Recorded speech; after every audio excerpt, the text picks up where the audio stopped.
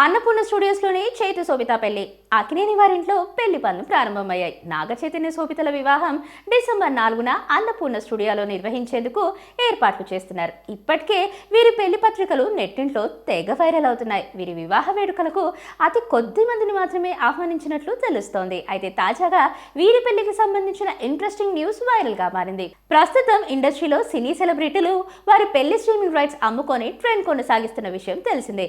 ఇప్పటికే చాలా మంది సినీ సెలబ్రిటీలు తమ పెళ్లి స్ట్రీమింగ్ రైట్స్ ను అమ్ముకొని వందల కోట్లు సంపాదించారు. ఈ ట్రెండ్ ను అక్కినేని నాగ చైతన్య శోభితలు కూడా ఫాలో కాబోతున్నట్లు తెలుస్తోంది. ఈ తరుణంలోనే వారు తమ వెడ్డింగ్ స్ట్రీమింగ్ రైట్స్ ను ప్రముఖ ఇంటర్నేషనల్ ఓటీటీ ప్లాట్ఫామ్ నెట్ఫ్లిక్స్ కి దక్కించుకుందట. Naga Chaitanya శోభితల wedding streaming rights కోసం నెట్ఫ్లిక్స్ దాదాపు 50 కోట్ల బడ్జెట్ వెచ్చించినట్లు టాక్ వినిపిస్తుంది.